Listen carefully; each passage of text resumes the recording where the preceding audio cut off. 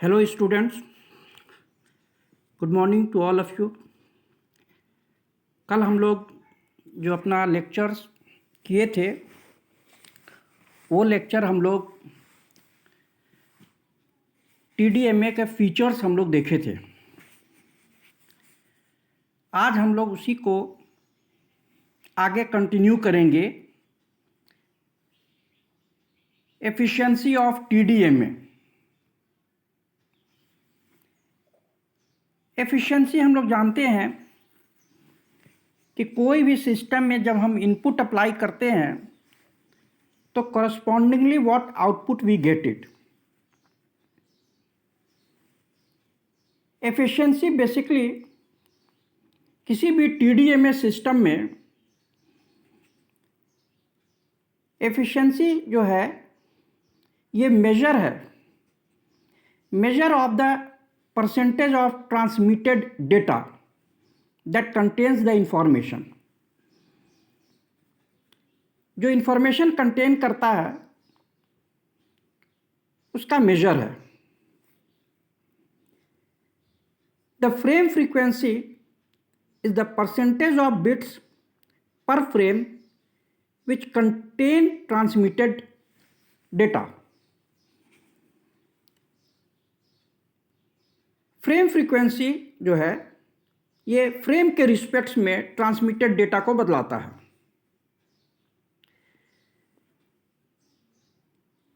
और it is a measure of the percentage of data transmitted that contains information as opposed to providing overhead for the access scheme।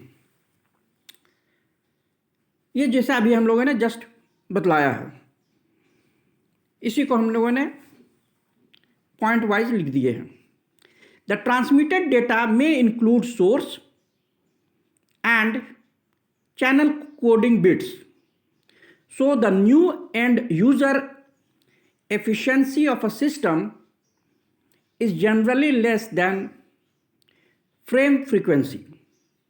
यानी कि जो हमारा transmitted data होता है वो ट्रांसमिटेड डेटा में सोर्स रहता है और चैनल कोडिंग बिट्स रहते हैं। ये दोनों सोर्स और चैनल कोडिंग बिट्स मिलकर ट्रांसमिटेड डेटा होते हैं और इसे एंड यूजर के पास भेजा जाता है। ये देखा जाता है कि उसकी एफिशिएंसी क्या है। जनरली जो रो एंड यूजर एफिशिएंसी जो होता है वो फ्रेम एफिशिएंसी से जनरली कम होता है। तो ये हम लोग एफिशिएंसी के बारे में बात की है। अब आइए कि किसी टीडीए सिस्टम में कितने नंबर ऑफ चैनल्स हो सकते हैं। तो टीडीए में जो चैनल्स नंबर है, द चैनल्स नंबर जो है उसको हम लोग फाइंड आउट करते हैं, can be found by multiplying the number of time slots per channel by the number of channels available. यानी कि हम लोग नंबर ऑफ चैनल्स जो फाइंड आउट करते हैं ये डिपेंड करता है कि number of time slots per channel कितना है और टोटल नंबर ऑफ चैनल्स कितने अवेलेबल है। ये दोनों को मल्टीप्लाई करने से number of channels in TDA system में मिलता है। अब किसी ने पूछा था कि एक फ्रेम में कितने टाइम स्लॉट्स हो सकते हैं। तो एक टीडीएमए टाइम फ्रेम में जीएसएम में 8 स्लॉट्स होते हैं। दूसरे सिस्टम में चेंज हो सकता है ये हम लोगों का। एक टाइम स्लॉट्स और दूसरे टाइम स्लॉट्स के बीच में गार्ड बैंड्स होते हैं और ये गार्ड बैंड्स एलोकेटेड फ्रीक्वेंसी जो होता है उसके दोनों एंड में रहते हैं। गार्ड बैंड का काम है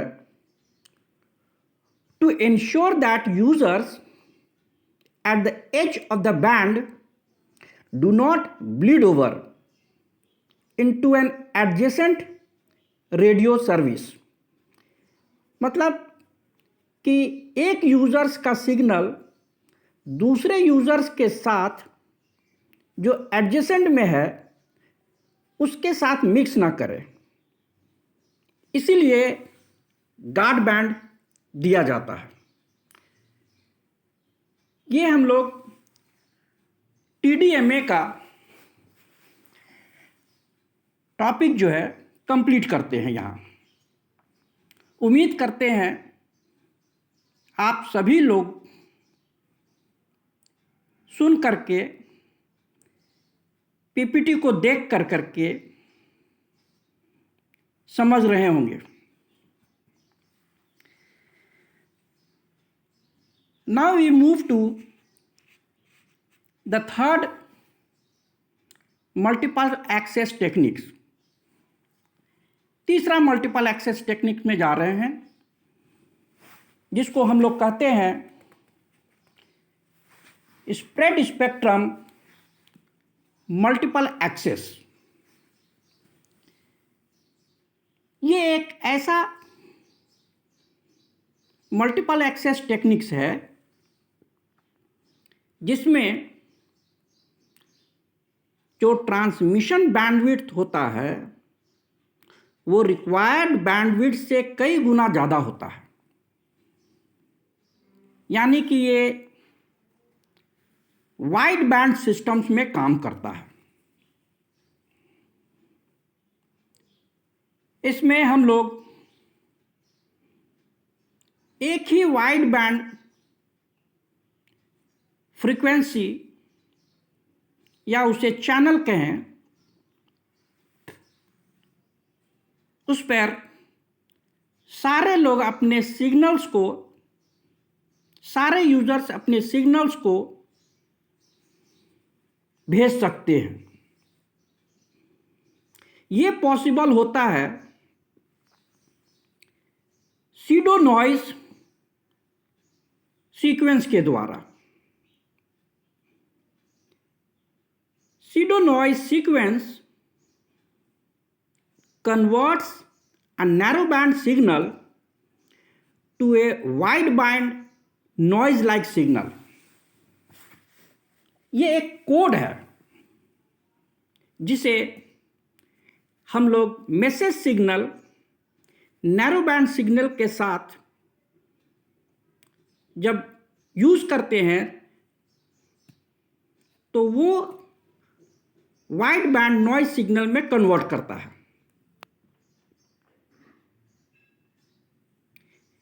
स्प्रेड स्पेक्ट्रम की एक खासियत है कि ये it provides immunity to multipath interference and robust multipath access capability. मतलब जब कोई सिग्नल ट्रांसमिट करता है तो वेरियस पाथ्स के द्वारा रिसीवर के पास जाता है, मतलब मल्टी पाथ, और इसमें ये इंटरफेरेंस होने के चांसेस है।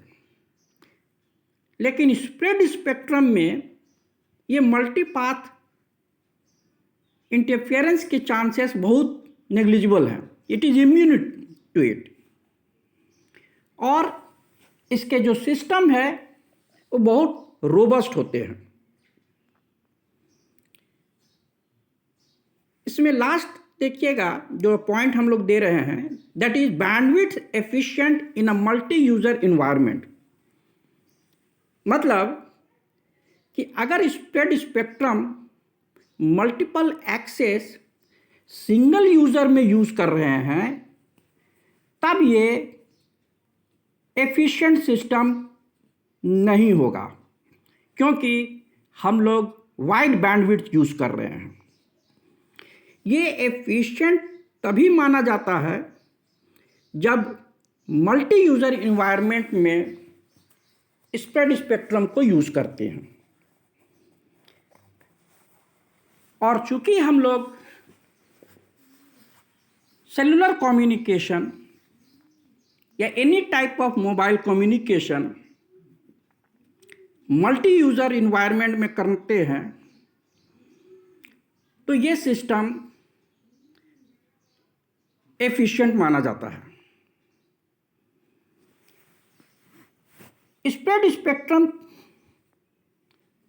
को दो टाइप में हम लोग डिवाइड करते हैं, मतलब it is of two types. दो टाइप से हम लोग इसको यूज़ करते हैं। पहला है frequency hopped multiple access techniques,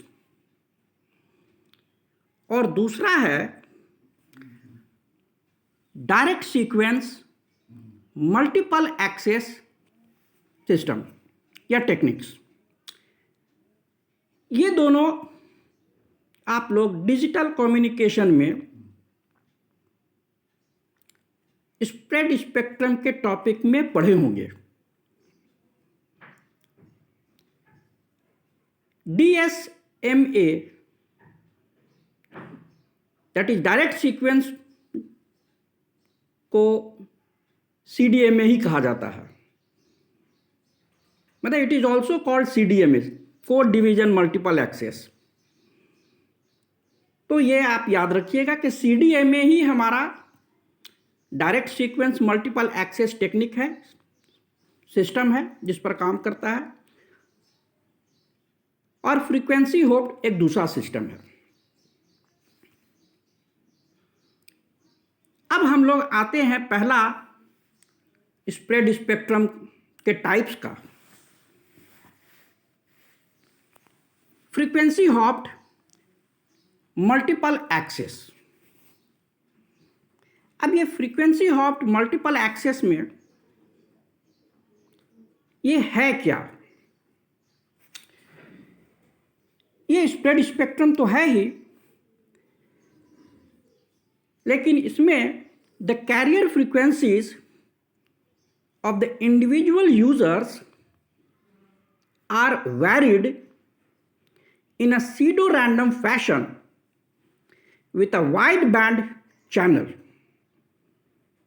ये इसको आप डेफिनेशन के तौर पर ले सकते हैं कि फ्रीक्वेंसी हॉप्ड क्या है। एक ऐसा मल्टीपल एक्सेस सिस्टम है जिसमें जो इंडिविजुअल यूजर्स का जो कैरियर फ्रीक्वेंसी है, जिस पर वो मॉड्यूलेशन करके अपना मैसेज सिग्नल को भेजता है, वो सीडो रैंडम फैशन में चेंज करता है, और इस द्वारा वो वाइड बैंड चैनल बनता है। Data is broken into uniform sized bursts then transmitted on different carrier frequencies. जो मैसेज है, जो डेटा है, उसके छोटे छोटे साइज के बर्स्ट, यूनिफॉर्म साइज बर्स्ट में तोड़ दिया जाता है। हर ब्रोकन डेटा को एक नैरो बैंड कैरियर दिया जाता है और ट्रांसमिट करा जाता है। ये जो कैरियर दिया जाता है, ये सीडो रैंडम फैशन में दिया जाता है, सीडो रैंडम सीक्वेंस में, सीडो कोड सीक्वेंस में, और ट्रांसमिट किया जाता है। The instantaneous bandwidth of any one transmission burst is much smaller than the total spread bandwidth। इस पॉइंट को आप लोग ध्यान से सुनिए और इसको याद रखिएगा। इस सिस्टम में जो बैंडविड्थ है वो टोटल बैंडविड्थ वाइड स्प्रेड में रहता है, वाइड बैंडविड्थ रहता है, वाइड बैंड चैनल्स होता है। इस वाइड बैंड चैनल्स को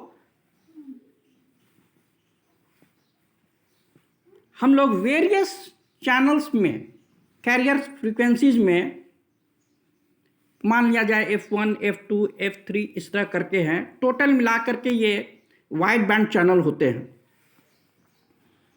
और ये चैनल रैंडमली जो ब्रोकन डेटा है उसको दिया जाता है रैंडम फैशन में ट्रांसमिशंस के लिए, तो टोटल बैंडविड्थ इसका वाइड हो जाता है। The pseudo-random change of the carrier frequencies of the user randomizes the occupancy of a specific channel at any given time, multiple access allowed। ये जो pseudo random है कैरियर, ये pseudo random चेंज करता है career को, career frequencies को,